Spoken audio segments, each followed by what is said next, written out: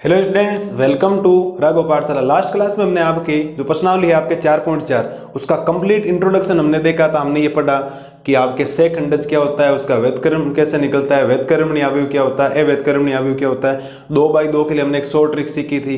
बाकी 3/3 के लिए हमने क्या पढ़ा, सेक खंडज निकालने से पहले आपको सेक खंड निकालना पड़ेगा। जो सेक खंड आएगा उस सेक खंड का परिवर्त अवयव निकालना पड़ेगा और परिवर्त अवयव आने के बाद जो आपके पास वैल्यू आएगी सारणी के अंदर वही किसी अवयव का क्या कहलाएगा, सेक खंडज कहलाएगा। ये हमने बातें की थी। आज की हमारी जो क्लास होने वाली है वो क्लास होगी उदाहरण की। उदाहरण नंबर 12, 13, 14 और 15 4 उदाहरण हम करेंगे। अगर आपने इन 4 उदाहरण को बढ़िया तरीके से देख लिया, आज का लेक्चर पूरा कंप्लीट देख के एक एक कंसेप्ट समझ लिया, मैं गारंटी और दावे के साथ कह रहा हूं कि अब आपको जो प्रश्नावली 4.4 में जो आपको 18 सवाल दे रखे हैं उसमें से मुश्किल से आपको 2-4 सवाल पढ़ने की जरूरत पड़ेगी। बाकी सेम पैटर्न के सवाल हैं। आपको कम से कम ये समझ में आ जाएगा हाँ ऐसी कुछ प्रक्रिया चल रही, तो अगर मैंने ये कर लिया फिर मेरा वो अपने आप ही हो जाएगा। अब उसमें अगर कंटिन्यू उसमें इस वीडियो को कंटिन्यू देख लेते हो, उसके कंसेप्ट समझ लेते हो 4 के, तो आगे जो 4.4 प्रश्नावली जो सवाल है उसमें आपको कोई दिक्कत नहीं आएगी। इजी वे में क्वेश्चन आपके हो जाएंगे मस्त तरीके से एकदम। ठीक है, तो पहला सवाल क्या बोला है, अवयव a बराबर 2, 3, 1, 4 का सेक खंडज ज्ञात कीजिए। अब जब 2/2 का आता तो आपको सेक खंडज निकालने के लिए मैंने एक ट्रिक बता रखी, कौन सी, ध्यान दें साहब। आपको पहले जो अवयव दे रखा है उस अवयव को लिखें। a बराबर आपके पास एक अवयव है 2, यहाँ लिखा है 1, यहाँ लिखा है 3 और यहाँ लिखा है 4। ये आपके पास है। अगर मैं वो ट्रिक नहीं काम करूँ, वो मैं अगर फॉर्मूला सीधा डायरेक्ट काम नहीं करूँ, मेरे को पता है कि ये आपका स्मॉल a11 है अवयव है, ये a12 है, ये a21 है और ये a22 है। इन दो का आपके सेकंड निकलेगा कैपिटल A11, 3 का सेकंड निकलेगा A12, 1 का सेकंड निकलेगा A21 और 4 का सेकंड निकलेगा A22। फिर जो सेकंड आएगा उसका परिवर्त अवयव हम लेंगे तो हमारे पास क्या आएगा, सेक खंडज आएगा, जिसको हम एडजॉइंट ऑफ A कहेंगे। लेकिन हमने ट्रिक क्या समझी थी, ट्रिक हमने साहब ये समझी है कि ये जो आपको मुख्य विकर्ण दिखाई दे रहा है वो एक इसके बारे में बात की थी और एक इसके बारे में बात की थी। ये जो चीज आपको दिखाई दे रही है इसमें आपको काम क्या करना है, ये जो मुख्य विकर्ण है इनको बदलना है परस्पर।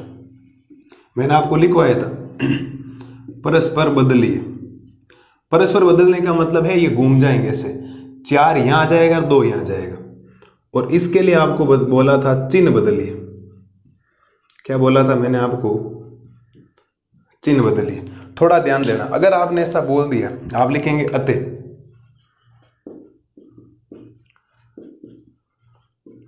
अतः अवयव A का सेक खंडज, अतः अवयव A का सेक खंडज बराबर किससे लिखा जाता है, सेक खंडज को एडजॉइंट ऑफ A। ADJ होता है, फिर A निकालो तो A का बराबर। ध्यान देना सर, क्या करने वाले हम, होगा क्या कि ये बदल जाएंगे, 2 की जगह 4 लिख दो और 4 की जगह पहले क्या लिख दो, 2, क्योंकि लिखा परस्पर बदलिए। परस्पर बदलने का मतलब ये सोचो आप, देखो ऐसे ये घूम गया देखो, ठीक है। और इनके चिन्ह बदलने, चिन्ह बदलने का मतलब ये प्लस का 1 है, इसको लिख दो माइनस का 1, और ये प्लस का 3 है, इसको लिख दो माइनस का 3। ये आपके इस क्वेश्चन का सेक खंडज निकल के आ गया।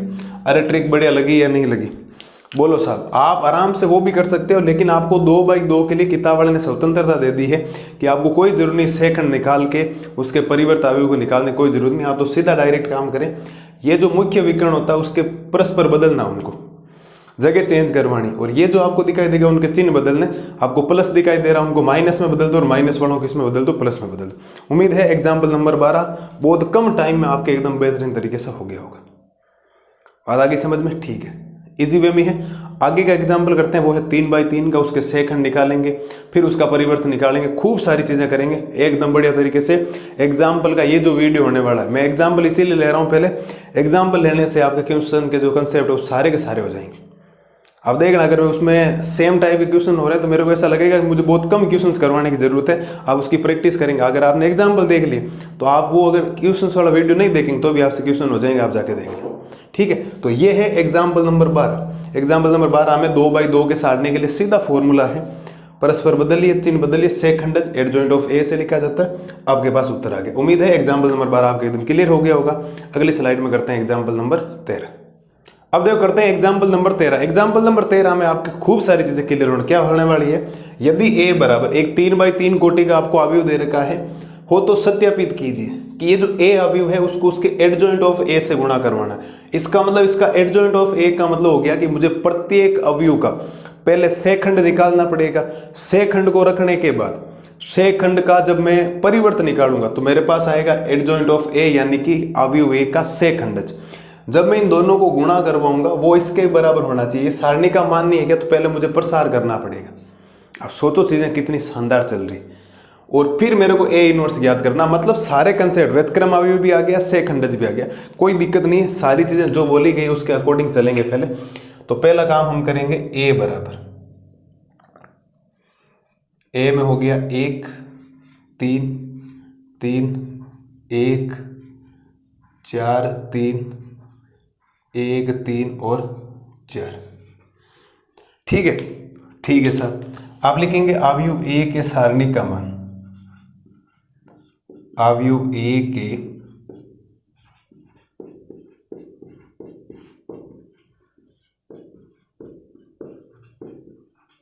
सारणिक का मान। और जब मैं इसका सारणी का मान निकालूंगा तो मुझे इसको सारणी के रूप में लिखना पड़ेगा। ऐसे करके ये सारणी में बदलेगी। पहले 1 3 3 1 4 3 1 3 और 4।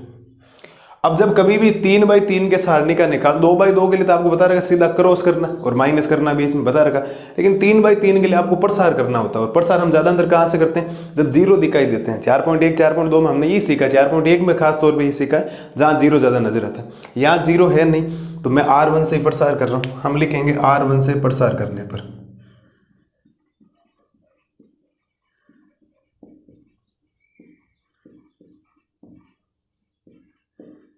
R1 से प्रसार करने पर किसी को चिन्ह याद है क्या? आप चिन्ह क्या आएंगे या भूल गए अभी तक? जितना जल्दी चिन्ह क्या आते हैं आपको बताना सबको। प्लस माइनस प्लस, ध्यान देना। R1 के लिए क्या होता है प्लस माइनस प्लस, R2 के लिए माइनस प्लस माइनस, R3 के लिए प्लस माइनस प्लस, C1 के लिए प्लस माइनस प्लस, C2 के लिए माइनस प्लस माइनस और C3 के लिए प्लस माइनस प्लस। तो आपको चिन्ह याद होने चाहिए, इतना जल्दी भूल मत जाना। ठीक है, तो सारणी के मान का आपके पास मान आएगा तो पहले C1 से R1 से करेंगे, पहले 1 आएगा। ठीक है, अब 1 आएगा तो ये 2/2 में कन्वर्ट होगा। ठीक है सर। फिर माइनस का 3 आएगा, फिर ये 2/2 में कन्वर्ट होगा, फिर प्लस का 3 आएगा, फिर 2/2 में कन्वर्ट होगा। ये तो समझ गए ना। देखो प्लस माइनस प्लस 1 आ गया। अब क्या करेंगे, अब आपको ये पता है कि चिन्ह आपको भूलना होता है भाई। जिस सापेक्ष कर रहे हो उसके सापेक्ष तो आप उसको भूल जाए एक बार के लिए, इसको ऐसे। अब आप 1 ये बेटा देखो आपको क्या दिखाई दे रहा है 4 3 3 4, तो यहाँ दिखाई देगा 4 3 3 4। तो दूसरे वाले में दूसरे स्तंभ को, पहली पंक्ति को भूल जाना। देखो 1 3 1 4, 1 3 1 4। तीसरी में वो तीसरी पंक्ति को 1 4 1 3, 1 4 1 3। ये हमने कर दिया साहब इसका प्रसार। और प्रसार करने के बाद 2/2 के लिए आपको काम बताया हुआ है कि ये इससे गुणा होता है, ये इससे गुणा होता है, ये ऐसे वज्र गुणा होते हैं, ये ऐसे, ये इससे गुणा होता है और ये इससे गुणा होता है। ध्यान देना साहब, जब आप गुणा करवाएंगे तो ये बनेगा आपके पास सारणिक ए का मान बराबर 1। क्या इसको मैं 16 - 9 लिख दूं?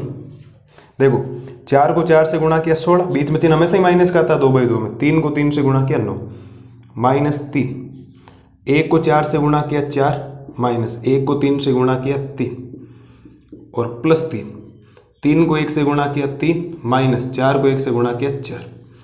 जब सॉल्यूशंस करेंगे तो ये बनेगा 7, ये बनेगा -3 और ये बनेगा -3। क्या ख्याल है आप लोगों का? आपको सर ये कैसा आ गया? देखो पहली बात तो 16 में से 9 गया, प्लस का 7 बचेगा, 7 को 1 से गुणा करोगे 7, 4 में से 3 गया, 1 बचा, 1 को -3 से गुणा किया -3, लेकिन 3 में से जब -4 जाएगा -1 बचेगा, -1 को +3 से गुणा करो क्या जाएगा? अरे क्या जाएगा बोलो, कहीं दिक्कत है क्या?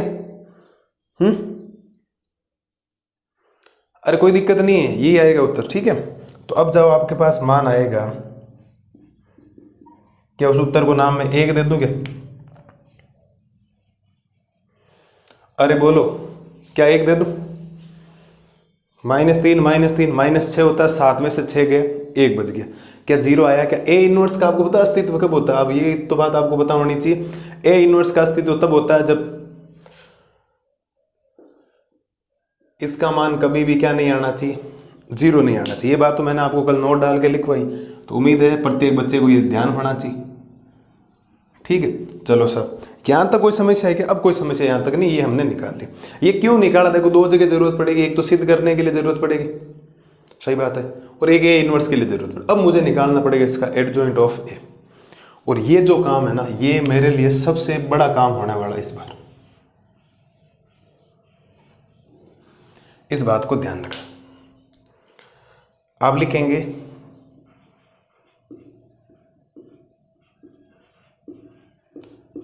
अवयव ए के सेखंड बराबर अवयव ए के जो सेखंड होते हैं, आप सबको पता है सेखंड को लिखने का एक तरीका होता है, कैपिटल से लिखा जाता है। पहली पंक्ति पहला स्तंभ, पहली पंक्ति दूसरा स्तंभ, पहली पंक्ति तीसरा स्तंभ, दूसरी पंक्ति पहला स्तंभ, दूसरी पंक्ति दूसरा स्तंभ, दूसरी पंक्ति तीसरा स्तंभ, तीसरी पंक्ति पहला स्तंभ, तीसरी पंक्ति दूसरा स्तंभ, और तीसरी पंक्ति तीसरा स्तंभ। ये आपको सर ये क्यों निकाला? क्योंकि अगर अवयव ए का सेखंड आएगा तो सेखंड के लिए मुझे 9 मान निकालने पड़ेंगे, सब ये मान निकालने पड़ेंगे। फिर इसका मैं परिवर्त लूंगा, परिवर्त का मतलब इसके ऊपर डैश लगाऊंगा। डैश लगाने से क्या होगा सर? तो डैश लगाने से क्या होगा, ये जो पंक्तियां हैं वो स्तंभों के रूप में बदल जाएगी, और जब पंक्तियों को स्तंभों के रूप में लिख दिया जाएगा तो आपके पास इस एडजॉइंट ऑफ ए का क्या आ जाएगा, मान आ जाएगा। ठीक है सर, समझ गए, समझना है ना। तो आपको सबको अलग अलग मान निकालना है। पहले हम निकालते हैं, मैं शॉर्टकट में निकालूंगा, ध्यान रखना, A11 बराबर, ठीक है, मैं कुछ बातें लिख देता हूं आपके लिए। A12 पहले पंक्ति के ऊपर गौर कर लेते हैं, A13, बाकी की बात बाद में कर लेंगे। ठीक है सर, आपको ये पता है कि जो भी सेखंड होता है, कोई भी जो सेखंड होता है उसका फॉर्मूला आप सबको पता होना चाहिए कि फॉर्मूला होता है -a⁻⁰ +j और गुणा में होता है mij। क्या आपको सबको ये फॉर्मूला पता था क्या? सबको ये फॉर्मूला पता होना चाहिए। इसका मतलब उपसारणी की जरूरत पड़ेगी, और उपसारणी कैसे निकालते हैं? जिस अवयव को निकाल रहे हो उसके सापेक्ष पंक्ति और स्तंभ को भूल जाओ। अब थोड़ा सा आप चिन्ह को ध्यान रखना, देखो कैसे कर रहा हूं मैं, समझना। ये मैंने कर दिया, मैं कुछ बात कर रहा हूं जो समझना आप लोग। मुझे A11 का निकालना मतलब इसको और इसको बोलूंगा, देखो 4 को 4 से गुणा किया 16, इसको गुणा किया तो ये 7 उत्तर आएगा, और वो भी प्लस का। क्यों? आपको शरीयत उपसारणी का मान होता है, ये देखो 1 और 1 2 होता है, इसका मतलब उपसारणी का चिन्ह चेंज नहीं होगा। जो उपसारणी का मान आए उसका चिन्ह तब चेंज करना जब विषम योग हो रहा। ठीक है सर, 2 के लिए क्या करेंगे? 2 के लिए आप देखो इसको बोलें और इस ऊपर वाले को बोलें। पहली पंक्ति पहले बोल दें, देखो 1 को 4 से गुणा किया 4, 3 को 1 से गुणा किया 3, तो 4 में से 3 जाएगा, कितना बचेगा? 1 बचेगा, और कितना बचेगा? 1 बचेगा। क्या मुझे चिन्ह चेंज करना चाहिए? आप कहेंगे सर बिल्कुल करना चाहिए। क्यों? क्योंकि जो 1 तो है वो तो है मेरे उपसारणिक का मान, और लेकिन जब मैं -a⁻⁰ करूंगा, 1 + 2 करूंगा तो 3 आएगा, और जब -a⁻ विषम संख्या होती है तो माइनस उत्तर देता है, और -a⁻ सम संख्या होता है तो प्लस उत्तर देता है। इसका मतलब ये हो गया कि ये 1 नहीं होगा, ये -1 होगा। क्यों? क्योंकि 1 और 2 होता है 3, 3 की वजह से -1 से गुणा होगा तो ये -1। आप तो शॉर्टकट में काम सोचें, जहां विषम घात हो रही उपसारणी का चिन्ह चेंज कर दें, सम हो रही कोई चेंज नहीं करें। आगे बढ़े A13 के लिए। A13 के लिए आप इसको भूल जाएं, देखो ये रहा, तो 3 को 1 से गुणा करोगे 3, और 1 को करोगे 4 आएगा, 4 3 में से 4 जाएगा तो माइनस का क्या बचेगा? 1 बचेगा, माइनस का क्या बचेगा? 1। लेकिन ये तो उपसारणी बचा। सेखंड के लिए क्या करना? सेखंड के लिए 1 और 3 4, इसका मतलब कोई चिन्ह चेंज नहीं होगा, ये काम हो गया। ठीक है सर, ये हमने यहां तक काम कर दिया। इसका अगली स्लाइड में इसमें जो काम करते हैं वो करते हैं अगली दूसरी पंक्ति, A21, A22 और A23। ध्यान देना सर, चिन्ह बाद में चेंज करते हैं, कोई दिक्कत नहीं, पहले दूसरी पंक्ति में आ जाओ। दूसरी पंक्ति का मतलब ये पंक्ति भूल जाओ इस बार, भाई बीच वाले इसको भूल जाना, ये डायरेक्ट कनेक्शन कैंसिल हो गया। अब पहले में होती है, देखो ये बीच वाले भूला, देखो 12 -9, 12 -9 कितना बचता है? 3। ठीक है, एक बार उपसारणी के लिए चिन्ह बाद में बताता हूं आपको। दूसरी पंक्ति के लिए इसमें आ जाओ, तो देखो 4 3, तो कितना बचेगा 1। कम से कम आप इतना इमेजिन कर लें, आपको समझ में आ जाएगा। और ये वाली बात 3 - 3 0।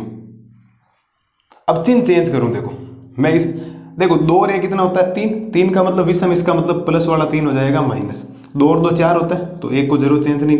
2 और 3 5 होता है, लेकिन 0 तो 0 ही रहता है। इसका मतलब हो गया यहाँ पर ये आपके सामने आगे उत्तर। ठीक है, अगली स्लाइड में आगे जो यहाँ होगा वो होगा तीसरी पंक्ति। तो A31, A32 और A33।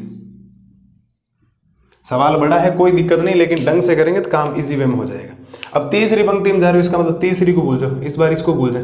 और पहले हम बैठे हो तो पहले हम यहाँ बोलो, देखो 9 और 12, 9 में से 12 गया, माइनस का 3 बचेगा। अब चिन्ह चेंज करना बाद में बताता हूँ आपको, समझ में। दूसरी पंक्ति में गए तो भी इसको भूले में आप, अरे इसको भूल गए, देखो ऐसे है ये, और ये समझ में आ गया था ना। अब आप इसमें आए हो तो ये तो भूले हुए और ये भूलना, देखो 3 - 3 0। ठीक है, और चौथी में आओगे दिया, ये भूल गए, 4 - 3 कितना बचेगा 1। अब चिन्ह चेंज करना, देखो 3 और 1 कितना होता है 4, 4 पे चिन्ह चेंज नहीं होगा। 3 और 2 5 होता है, 5 पे चिन्ह चेंज होता है, लेकिन 0 का क्या चिन्ह चेंज करोगे। 3 और 3 6 होता है, 6 पे चेंज नहीं होता है। तो आपको ये थोड़ा शॉर्टकट में भी काम करना पड़ेगा, क्योंकि हर बार आप उपसारणिक इतने बड़े बड़े नहीं निकाल सकते। ये आपने निकाल दिए उपसारणिक। अब अगर आपने ये उपसारणिक निकाल दिए हैं तो आप ये उपसारणिक के जो मान है वो यहाँ आप रख सकते हो। भाई रख सकते हो, बिल्कुल रख सकते हो। A11 का मान कितना है 7, A12 का मान -1, जो मान है वो मैं रख रहा हूँ, ध्यान रखना, -1, ये भी आएगा -1। और अगली कंडीशन यहाँ आएगा -3 1 0, और फिर आ जाएगा आपके पास -3 0, और कितना आ जाएगा 1। एक बार आप इसको देखें, मैं उत्तरमाला थोड़ी सी चेक करता हूँ आपके लिए, क्या सही आई या नहीं है। ठीक है, देखो 7 - 1 -1 -3 1 0 -3 0 और 1, एकदम सही। ठीक है सर, सही है ना ये। तो 7 - 1 होगा -3 1 और 0 हो जाएगा, -3 0 और 1 हो जाएगा। ठीक, ये तो अभी उपसार, ये सेकंड आया, आप लिखेंगे अतः।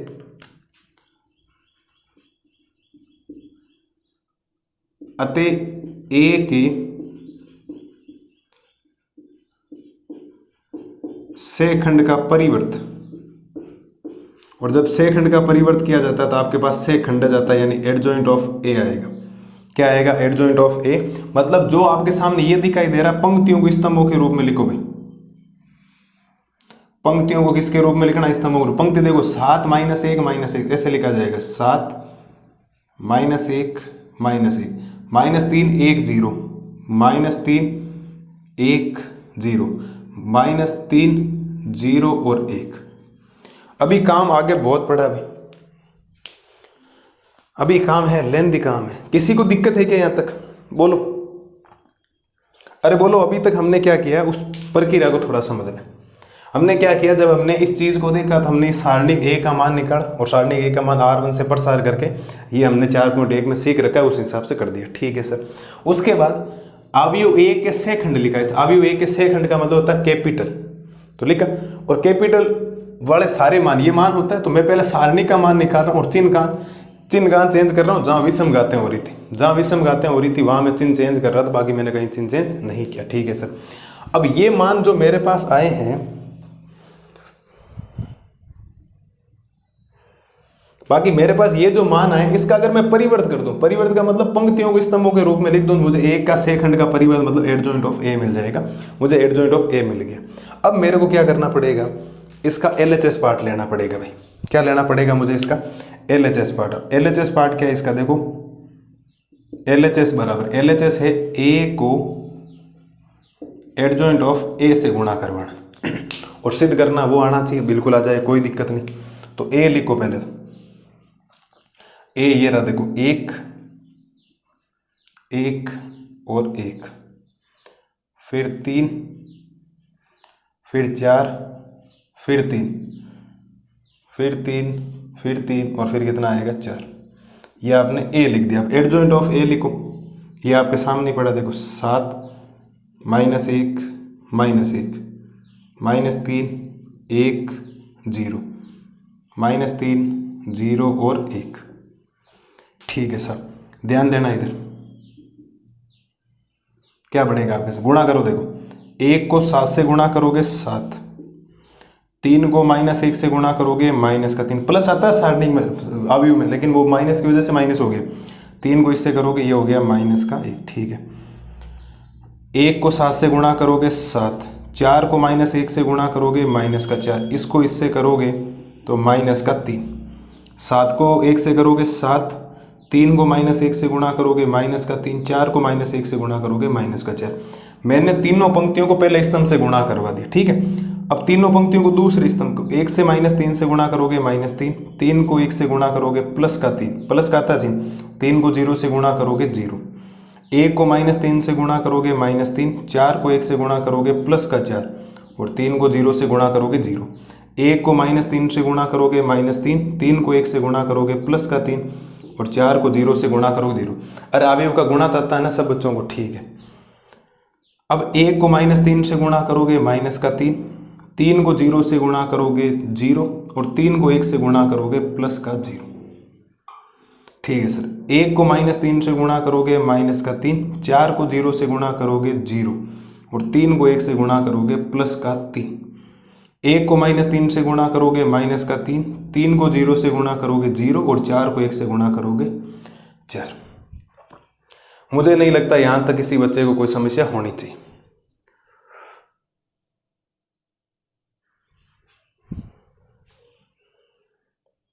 ठीक है, यहां तक अगर कोई समस्या नहीं है तो अगर आप थोड़ा सा इसको लिखेंगे, मैं एक काम करता हूं, इसको इधर लिख रहा हूं, है ना, आप थोड़ा यहां समझ जाना। तो आपके पास जो A dot adjoint of A आएगा, फाइनल जो आएगा, उसको मैं ऐसा कह सकता हूँ 1 0 0 0 1 0 0 0 1। आपको सर ये कहाँ से है, देखो इसकी कैलकुलेशन कर लो, 1 ही आएगा, इसकी कैलकुलेशन 0, इसकी कैलकुलेशन 0 है, इसकी कैलकुलेशन 0, इसकी कैलकुलेशन 1 है, इसकी कैलकुलेशन 0 है, यहाँ पर भी 0 है, यहाँ पर भी 0 है, यहाँ 1 है। और अगर आप ध्यान से देखोगे तो मैं इस चीज को ऐसा लिख सकता हूं। आपको सर ये कैसे लिख दिया, ये बताओ पहले, तो इसका जवाब हमें चाहिए। दे रहे हैं बिल्कुल साहब, जवाब देने के लिए बैठे हैं। एक बात बताओ, क्या ये तत्समक अवयव है? क्या ये तत्समक अवयव? बिल्कुल है, तो आई लिख दिया। और सारणिक ए का मान तो 1 आया, तो प्रत्येक संख्या के गुणा में 1 तो है, क्या दिक्कत है? यहां आप 1 नहीं लगा सकते क्या? अरे यहां आप 1 नहीं लगा सकते, और इस 1 को क्या मैं ये नहीं लिख सकता क्या? और ये लिख दिया, तो ये सिद्ध नहीं हो गया क्या? अरे सिद्ध नहीं हो गया क्या, बोलो। आप कहें सर सिद्ध तो हो गया, कोई दिक्कत नहीं, तो कहां प्रॉब्लम आई फिर? आप कह रहे थे ना सर कैसे होगा ऐसा, बोलो। मुझे नहीं लगता कोई समस्या आपको है किसी बच्चे को। काम सीधा सिंपल सा है, आपको सारणी का मान निकालना पड़ेगा। बस एक बात बता दो, सीधा सिंपल सा फंडामेंटल्स ये कहता है, अगर आपको 14 चैप्टर नहीं 4.1 नहीं आती है ना, फिर आप यहाँ मत घूमना, ये प्रश्नावली आपके लायक है ही नहीं। क्योंकि किसी बच्चे को अगर ये भी नहीं आ रहा, मैं ये लिख रहा हूँ, ये 1 क्यों आया, ये इसको ऐसे क्यों गुणा करवाया, तो फिर तो शायद मैं गलती में हूँ, आप सही नहीं हो ना। आप कहाँ से सही हो गए? आपने अगर पहले का रिवीजन नहीं किया, पहले चीज़ नहीं पढ़ रखी, फिर ये तो चीज़ें नहीं होगी। आप ना मान के चलें, इसको बोलना पड़ेगा आपको, किसी भी कंडीशन में बोलना पड़ेगा। क्योंकि प्रश्नावली मैंने आपको जब शुरू किया था, मैंने बोला तीसरा चौथा चैप्टर सेम है, आप 4.1 किसी को छोड़ नहीं सकते। ऐसा नहीं होगा स्किप कर दिया, आगे वाला चैप्टर आगे वाले एक्सरसाइज समझ नहीं आएगी। अब ये पूरा 4.1 है, अब ये पूरी 4.3 है। अब ये जो बातें लिखी है ना, ये मैंने, ये उत्तर तो 1 आया था, मैंने -1 किया। अब कोई बच्चा सोचेगा -1 क्यों? क्यों? मैंने बता रखा था 1 और 2 3 होता है, 3 पे विषम करना, विषम का मतलब चिन्ह चेंज करना, प्लस को माइनस करना, माइनस को प्लस करना, ये किया। सेकंड निकाला, इसका परिवर्त करके गुणा किया। ये चीज़ आप समझ आना, 1 है इसके गुणा में ये हो गया। ये इसका एक पार्ट तो हो गया भाई, 1 हो गया, लेकिन वो ए इनवर्स और ज्ञात करना। क्या ज्ञात करना है? A inverse. क्या आप सिद्ध कर लोगे? और ये बात आपको पता है, मैंने एक नोट डाल के लिखवा है, ए को एडजॉइंट ऑफ ए से गुणा करो या एडजॉइंट ऑफ ए को ए से गुणा करो, तो यही उत्तर आता है। आप ध्यान दें, मैंने आपको नोट्स जब लिखवा है तो उसमें लिखवा रखा, ध्यान देना आप। ठीक है, तो ये चीज़ होगी आपके सिद्ध वाली। अभी वो ए इनवर्स ज्ञात करना, और ए इनवर्स बड़ा सिंपल सा है, आपको बताइए। आपको सर ए इनवर्स कैसे सिंपल सा है, मैं आपके लिए जगह कर देता हूँ। चलो थोड़ा सा आपको ऐसा लगेगा तो सही, लेकिन कोई दिक्कत नहीं। अब आपको पता है कि जो ए इनवर्स होता है उसका सूत्र होता है, क्या ख्याल है? ये सूत्र नहीं होता है? बिल्कुल होता है, सूत्र लिखो है मैंने आपको। और अगर ये सूत्र होता है तो आप यहाँ से लिख सकते हो 1 इसका मान कितना 1 है, और एडजॉइंट ऑफ ए कितना, एडजॉइंट ऑफ ए ये रहा, देखो 7 -1 -1 -3 1 0 -3 0 और 1। क्या ये उत्तर नहीं हो गया क्या ए इनवर्स का? आपको सर ये कहाँ गया? 1/1 का मतलब तो 1 ही होता है, यही उत्तर है। बोलो, अरे बोलो मेरे शेर और शेरनियों, कोई समस्या है कि? अरे डरना नहीं भाई, थोड़ा सा रिवीजन करो यार, रिवीजन के बिना क्या होगा? पहले वाली चीज़ें नहीं करोगे वरना मैं R1 से पढ़ सारी मैंने प्लस माइनस प्लस किया, और जो बच्चे पढ़ गए हैं उनको तो इतना सिंपल लगा होगा कि सर 4.4 तो हम अब कर लेंगे, लेकिन जो बच्चे 4.1 को नहीं पढ़ गए उनको 4.4 समझ नहीं आएगी। ठीक है, तो करना क्या प्रोसेस, आपको ये करना, फिर आपको सेखंड निकालना। सेखंड में ध्यान, सेखंड में आपको ध्यान ये रखना है कि आपको ये प्लस माइनस के चिन्ह ध्यान रखना। आप तो सारणिक सोचें, वो इतना पूरा आप सारणिक के मान उप सारणी का निकालने की जरूरत नहीं, उप सारणी का आपके दिमाग में आ जाएगा, आप क्रॉस वगैरह करेंगे, और तो जो उत्तर आएगा उप सारणी का, उसका चिन्ह कब चेंज करना? जब जो ए के पैरों में लिखा गया ना उसका योग विषम, मतलब आई और जे का योग कितना विषम हो तो चेंज कर देना। यहाँ विषम हो रहा था तो मैंने प्लस के 1 को -1 में चेंज कर दी, यहाँ -1 का -1 ही रखा है, बाकी आप देख लें। इसका जब ये मान मैंने यहाँ रखा, इसका जब परिवर्तन निकाला मेरे पास एडजॉइंट ऑफ ए आ गया, इनको गुणा किया, उत्तर ये सिद्ध हो गया। ए इनवर्स का ये फॉर्मूला होता है 1 सारणी के 1 का मान गुणा एडजॉइंट ऑफ ए। अब 1/1 है, सीधा उत्तर आ गया, क्योंकि अब मैं चाहूँ तो इसको मिटा सकता हूँ, कोई दिक्कत नहीं, क्योंकि ये तो अब वैसे भी 1 ही है। उम्मीद है एग्जाम्पल नंबर 13 आपके एकदम क्लियर हो गया होगा। अगले स्लाइड में करते हैं एग्जाम्पल नंबर 14। सारी बातें जो मैंने आपको नोट्स में लिखवा रखी वो ही आ रही है वापस बार बार, उनको सिद्ध करना। अगला एग्जाम्पल है एफ बी का इनवर्स बराबर होता है बी इनवर्स ए इनवर्स। अभी इनवर्स और आपके कंफर्म हो जाएंगे, एडजॉइंट ऑफ ए आपके और इजी वे में क्लियर होगा। एक बार आप इसको देख लें, अगली स्लाइड में करते हैं एग्जाम्पल नंबर 14। अब देखो करते हैं एग्जाम्पल नंबर 14। एग्जाम्पल नंबर 14 में आपको 2 अवयव दे रखे हैं, आपको बोला गया कि ए बी का इनवर्स बराबर बी इनवर्स ए इनवर्स होता है। ये मैंने आपको व्यतक्रम के अवयव में गुणधर्म लिखवा रखा है, ऐसा होता है। तो पहले हमें ए बी निकालना पड़ेगा, प्रोसेस आपको गुजरना पड़ेगा, स्टेप बाय स्टेप चलेंगे, सारे आंसर आपके एकदम क्या आ जाएंगे, क्लियर हो जाएंगे। इधर ध्यान दें सर, एक एक चीज का कंसेप्ट क्लियर करना आपको यहाँ से, ठीक है। इधर ध्यान देना आप लोग, पहले हम लिखेंगे ए, पहले हम ए बी निकालना, ए और बी तो ऊपर दे रखा है, बार बार लिखने की जरूरत नहीं है। तो ए बी बराबर, तो ये हो जाएगा 2 1 3 और -4, और बी है आपके पास 1 -1 -2 और 3। ठीक है सर, ए बी निकालते, इधर ध्यान देना। ए बी बराबर देखो 2 को 1 से गुणा किया 2, 3 को -1 से गुणा किया -3, 1 को 1 से गुणा किया 1, -4 को -1 से गुणा करोगे तो +4 हो जाएगा। ठीक है सर, 2 को -2 से गुणा किया -4, 3 को 3 से गुणा किया +9, 1 को -2 से गुणा किया -2, और -4 को 3 से गुणा करोगे तो माइनस का हो जाएगा 12।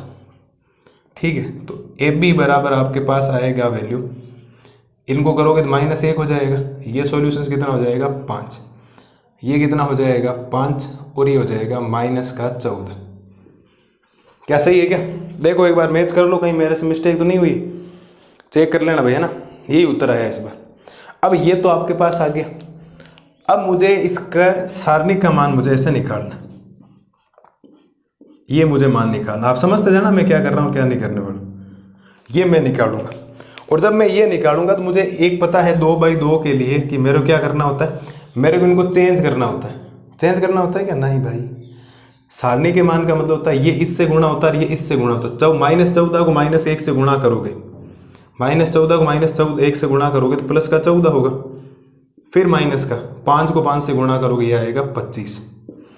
और जब मेरे पास ए बी के सारणी का जब मान आएगा तो वो आएगा -11। कितना आएगा मेरे पास? -11। ये मेरे पास आ गया। आपको सर ये क्यों निकालना? अगर ए बी इनवर्स निकालना तो इनवर्स के लिए आपको सारणी के मान की जरूरत पड़ेगी। आप देखते जाएं क्या कर रहा है, पहले ए बी निकाला, फिर ए बी के सारणी का मान। ए बी के सारणी का मान आप सबको पता होना चाहिए कि हमेशा ही वज्र गुणा होता है, ये इससे गुणा और ये इससे गुणा, बीच में चिन्ह माइनस का आता है। ठीक है, क्या मैं एक बात बताऊं, यहां से ये कह सकता हूं क्या एडजॉइंट ऑफ ए बी निकाल सकता हूं? आप सोचोगे सर आपने कह दिया तो आप कर दो। क्यों? एडजॉइंट ऑफ ए बी की जरूरत पड़ेगी ए बी इनवर्स के लिए। तो ये आपने निकाला, ये कैसे निकलता 2/2 के लिए? आपको क्या पता है? इनकी जगह चेंज, इनकी जगह चेंज। तो ये आएगा -14 ऊपर और -1 आएगा नीचे, और इनके चिन्ह चेंज। तो +5 माइनस में और +5 -5 में। क्या ख्याल है, सही बात है क्या? 2/2 के लिए आपको याद हो तो मैंने आपको ये ट्रिक बताई थी। अगर इस ए बी का एडजॉइंट ऑफ ए निकालना, ए बी का सेकंडज निकालना है तो इन दोनों की जगह चेंज करवो, इन दोनों की जगह चेंज करो, यानी -1 -14 की जगह आएगा, -14 -1 की जगह आएगी, चेंज करवा दी, और इनके चिन्ह चेंज करो जो हमने कर दी। उम्मीद है यहाँ तक कोई बच्चे को कोई दिक्कत आपको नहीं होनी चाहिए किसी भी प्रकार की। ठीक है, आप लिखेंगे अतः। अब मुझे ए बी इनवर्स निकालना है, आप लिखेंगे अतः ए बी का इनवर्स, और ए बी के इनवर्स का मतलब होता है 1 ए बी के सारणिक का मान और गुणा में होता है एडजॉइंट ऑफ ए बी। सही बात है, यही होता है सूत्र। जहां ए है तो ए होता है हमेशा ए, और यहाँ ए होता है, ए बी है तो ए बी आएगा, बी है तो क्या आएगा, बी आएगा। ठीक है सर, इसको थोड़ा सा बढ़ाते हैं आगे। इसको जब आगे बढ़ाएंगे तो 1 ए बी के सारणी का मान कितना, माइनस का ये, और एडजॉइंट ऑफ ए बी ये रहा, -14 -5 -5 और -1, इसको यहीं तक रखेंगे। ठीक है, और ये एक्चुअल में मैंने जो आपके लिया है वो LHS पार्ट लिया है। कौन सा पार्ट लिया आपके? LHS part. LHS पार्ट को मैंने सोल्व कर दिया। अब RHS पार्ट के बाद में बात करते हैं, पहले आप LHS पार्ट को देख लें, क्या राम कहानी हुई है क्या नहीं हुई। चेक कर लिया क्या आपने? ठीक है, यहाँ तक हो गया। अब आपको निकालना है बी इनवर्स ए इनवर्स, कोई निकालो पहले। तो पहले बात करेंगे आपकी, आप लिखेंगे ए बराबर, पहले तो आपको ए की जरूरत है तो ए लिख देते हैं, और ए के अंदर है आपके पास 2 3 1 और -4।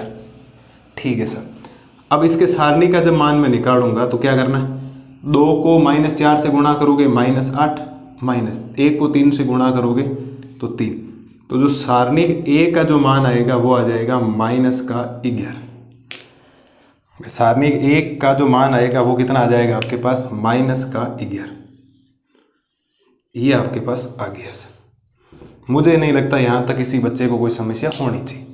ठीक है सर, क्या मैं इसके साथ साथ मैं फटाफट एडजॉइंट ऑफ ए बी भी निकाल दूं क्या? Adjoint of A, adjoint of A क्या आएगा, कैसे निकलता है एडजॉइंट? एडजॉइंट निकलता है साहब कि जो ए दे रखा है इसको जगह चेंज करो, ये यहाँ ये यहाँ, तो ये आएगा -4 यहाँ आ जाएगा और नीचे आ जाएगा 2, इनके चिन्ह चेंज, तो -3 और -1। सही बात है, एकदम सही लिख देता हूँ आपके लिए, एक बार वापस आपको समझाऊँ। चलो देखो, इनकी जगह चेंज, तो -4 और यहाँ आएगा 2, इनके चिन्ह चेंज, तो -1 और -3। ठीक है सर, यहाँ तक काम हो गया। ओके, अब आप थोड़ा सा ए इनवर्स निकालेंगे। हम क्या निकालेंगे? A inverse. ए इनवर्स निकलेगा 1 सारणिक ए का मान और एडजॉइंट ऑफ ए, और जब ए इनवर्स निकलेगा तो 1 इसका मान ये है, और एडजॉइंट ऑफ ए कितना है, -4 -1 -3 और 2। ठीक है, ओके सर, यहाँ तक काम हो गया। इसके बाद क्या लेंगे? इसके बाद हम निकालेंगे बी। तो बी आपके पास दे रखा आपको, बी ये रहा, 1 -1 -2 और क्या हो जाएगा 3। काम करते जा रहे हैं, ए इनवर्स निकाल लिए, ए इनवर्स पूरा, इसका मान एडजॉइंट, इनके जगह चेंज करवाए, इनके चिन्ह चेंज किए, एडजॉइंट ऑफ ए का ये फॉर्मूला होता है, सबको पता होना चाहिए। ठीक है सर, सारणिक बी का मान निकालो, सारणिक बी का मान निकालो। 3 को 1 से गुणा करोगे 3, -1 को -2 से गुणा प्लस, और चिन्ह होता है हमेशा माइनस का। ठीक है, तो सारणिक बी का जो मान आ जाएगा वो आ जाएगा कितना, 1। कितना मान आ जाएगा आपके पास, 1। ठीक है सर, इसके बाद आप निकालेंगे adjoint of A B, adjoint of B, sorry adjoint of B क्या निकलेगा, ध्यान देना सर, एडजॉइंट ऑफ बी निकलेगा, इनकी जगह चेंज, किन की जगह चेंज, इनकी, तो ये हो जाएगा 3 और ये हो जाएगा 1, इनके चिन्ह चेंज, तो -1 + 1 -2 प्लस का क्या हो जाएगा, 2 हो जाएगा। मुझे नहीं लगता कोई समस्या आपको होनी चाहिए। अब आपको लेना है इसका RHS पार्ट। कौन सा पार्ट लेना है साहब? RHS part. मैं ले रहा हूँ RHS पार्ट में, थोड़ा ध्यान देना। आप लिखेंगे RHS और RHS में है B इनवर्स A इनवर्स। तो B इनवर्स कितना है? वो आपको सर B इनवर्स तो आपने निकाला ही नहीं, आप सीधा कैसे आ गए? बिल्कुल साहब, बिल्कुल बिल्कुल बिल्कुल B इनवर्स निकालते हैं, कोई दिक्कत नहीं। तो B इनवर्स निकलेगा 1/B के सारणिक का मान एडजॉइंट ऑफ B। ठीक है, तो यहाँ से जो आपके पास B इनवर्स बनेगा 1/1 ही आएगा ये तो, और एडजॉइंट ऑफ B कितना? 3, 1 और 2 और कितना है? 1। अब ये तो 1/1 है तो कोई ज़रूरत है नहीं, इसको मिटा दो, कोई दिक्कत नहीं, ये आपके पास आ गया ये वर्ड। ठीक है, अब थोड़ा ध्यान देना साहब, मैं बाकी का काम आपके लिए थोड़ी सी जगह कर रहा हूँ, समझना। अब मुझे जो निकालना है वो निकालना है RHS। RHS में मेरे पास है कि B इनवर्स और A इनवर्स। ठीक है सर, B इनवर्स कितना? B इनवर्स आपके सामने ये रहा, देखो 3 2 3 1 2 1 और A इनवर्स 1/-11 1/-11 और ये मान कितना है? -4 -1 -3 और कितना है? 2 है। देखो आप एक बार इसको,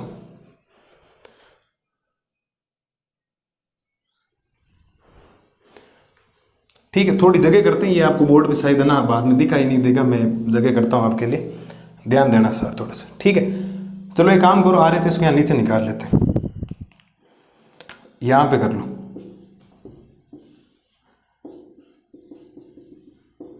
RHS बराबर है आपके पास B इनवर्स और A इनवर्स। ठीक है जी, इधर ध्यान देना, B इनवर्स का मतलब ये रहा, देखो 3 1 2 और कितना है? 1 और A इनवर्स है 1/-11 और A इनवर्स ये रहा, देखो ये पूरा पड़ा आपके पास -4 -1 -3 और ये हो जाएगा 2। तो मैं एक बात बताऊँ, ये तो मैं बाहर लिख दूँ क्योंकि ये तो मेरा RHS में चाहिए। LHS में देखो ये यहाँ पड़ा, ये रहा, कहाँ है भाई? ये रहा, देखो ये, और बाकी गुणा करो, देखो 3 को -4 से गुणा करोगे -12 आएगा, इसको इससे गुणा करोगे -2 आएगा, इसको इससे गुणा करोगे -9 आएगा, इसको इससे गुणा करोगे +4 आएगा।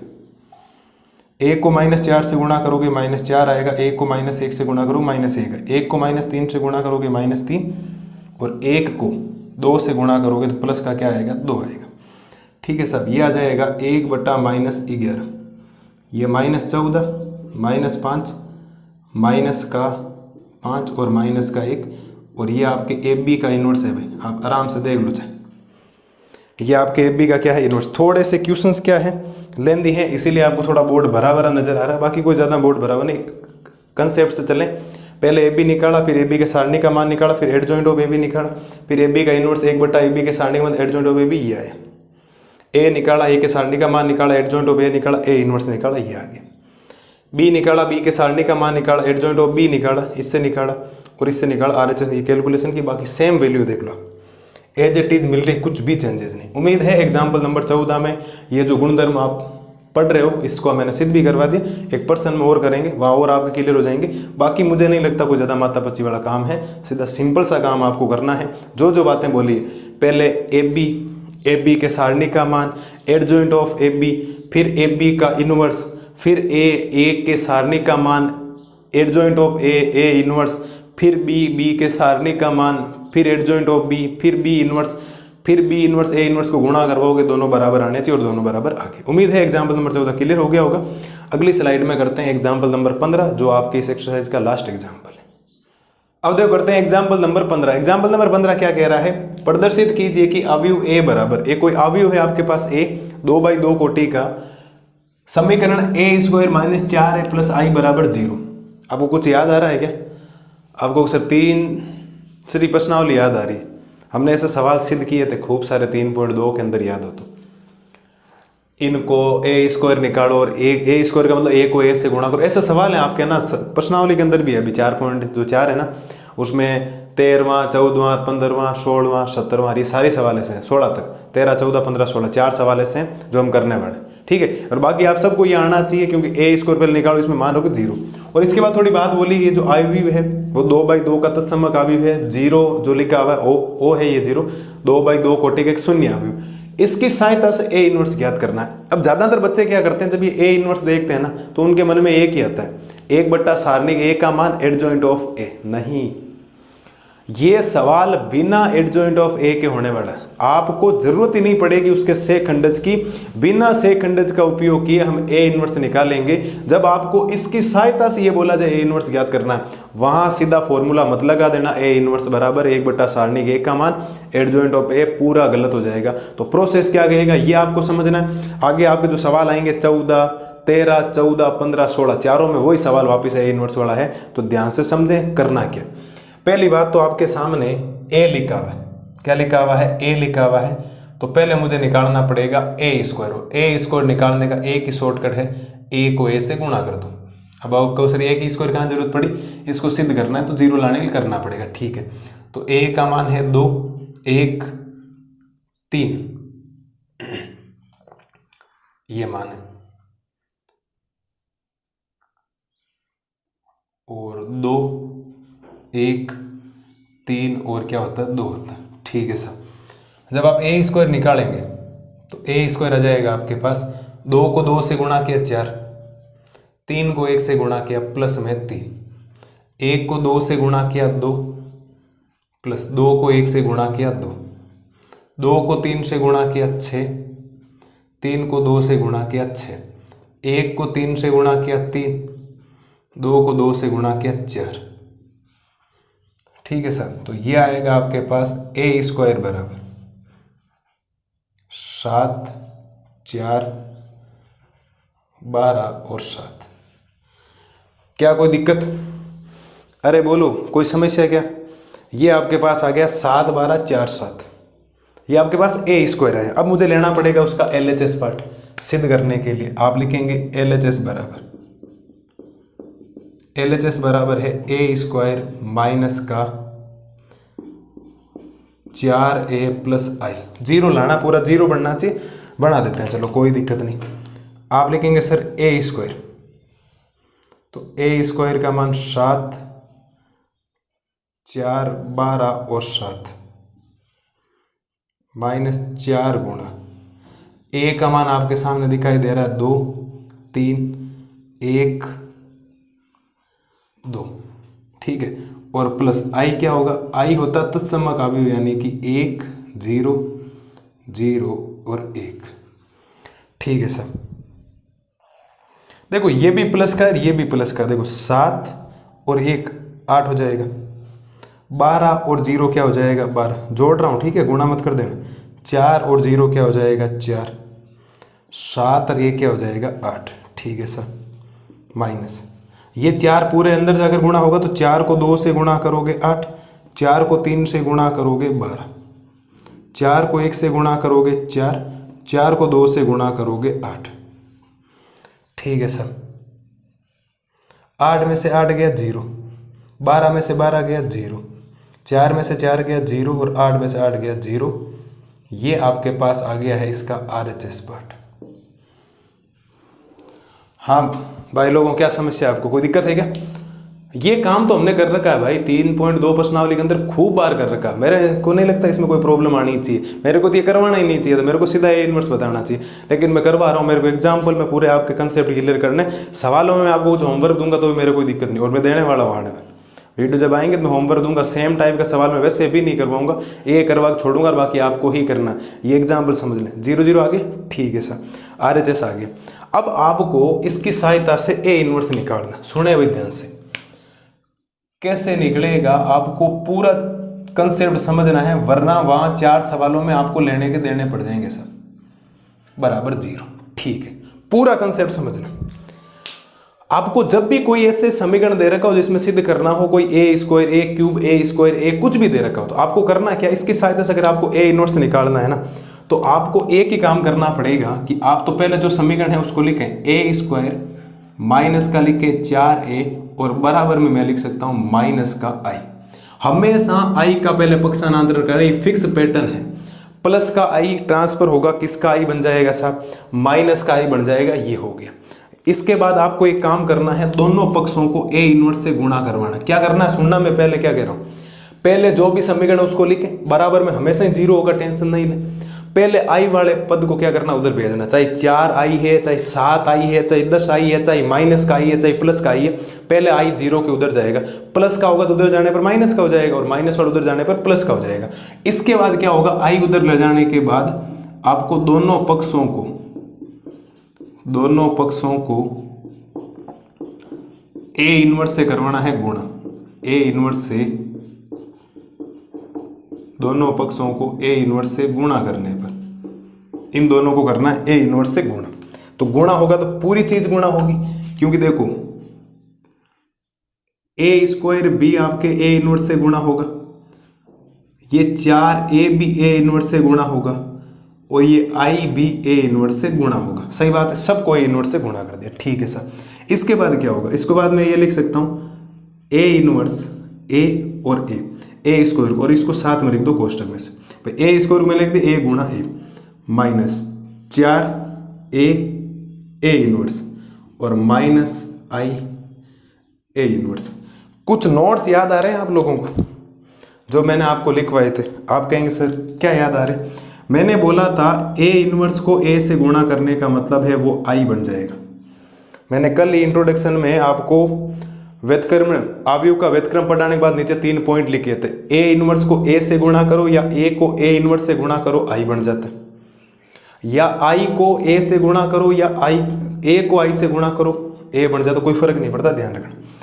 माइनस ये ए है बिल्कुल, माइनस ये हो गया 4, ए को ए इनवर्स से गुणा करोगे तो आई बन जाएगा बिल्कुल, और आई को किसी से गुणा करो कोई फर्क नहीं पड़ता है। तो इसको मैं लिख सकता हूं केवल ए माइनस का 4i बराबर माइनस का ए इनवर्स। मैं कुछ बातें लिख रहा हूं आपके साइड में, आप ध्यान रखना मैंने क्या क्या किया। मैंने पहला कंसेप्ट आपको कल बताया था कि आप ए को ए इनवर्स से गुणा करें या ए इनवर्स को ए से गुणा करें, उत्तर हमेशा ही आई देगा। ठीक है सर, बात आगे समझ में? ठीक है।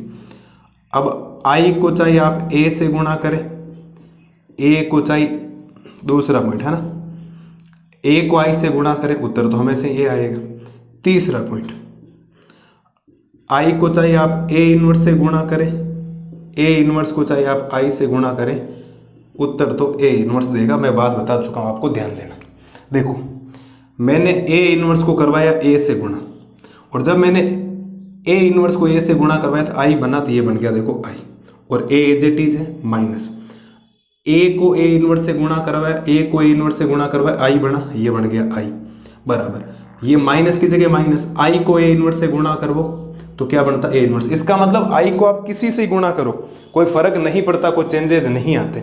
इसके बाद सीधा सिंपल सा है, अब आई को ए से गुणा करवाए तो ए ही बनेगा, ये 4 आई ये बन गया। इसके बाद मैं एक काम कर सकता हूं कि अगर इन दोनों में से मैं माइनस कॉमन लेता हूं, भाई उधर माइनस है, माइनस में ए इनवर्स हटाना चाह रहा हूं, ठीक है, ये ऐसे लिख दो इसको या करके, पहले लिख दो आप ए इनवर्स को, माइनस का ए इनवर्स बराबर ए माइनस 4i, ये हो गया माइनस का ए इनवर्स बराबर, माइनस कॉमन लेता हूँ, माइनस कॉमन लेते ही माइनस वाला 4i हो जाएगा प्लस, और प्लस वाला ए हो जाएगा माइनस, इसीलिए हो जाएगा क्योंकि माइनस से माइनस कैंसिल। अब देखो ए इनवर्स बराबर निकल जाएगा, ये बन जाएगा आपके पास 4i माइनस का ए।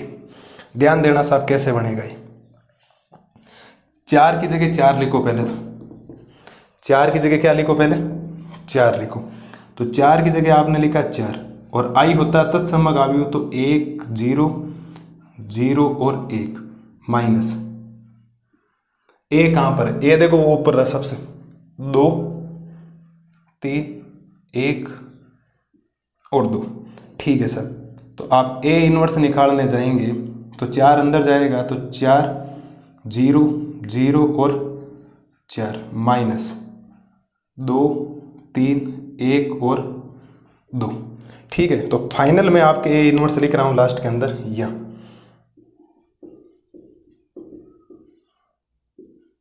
ए इनवर्स क्या बनेगा आपके पास, ध्यान देना। देखो 4 में से 2 गया, कितना बचेगा 2, 0 में से 3 जाएगा माइनस का 3, 0 में से 1 जाएगा माइनस का 1, और 4 में से 2 जाएगा तो कितना बचेगा 2।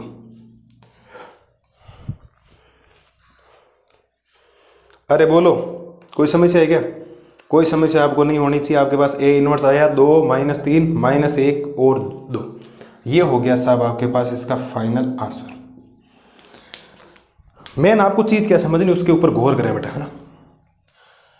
आपको ये सिद्ध करने वाला, इसमें कोई ज्यादा परेशानी नहीं होनी चाहिए। हमने तीसरे चैप्टर खूब बार डिस्कशन कर लिया, गुणा भाग किया, 0 आ गया।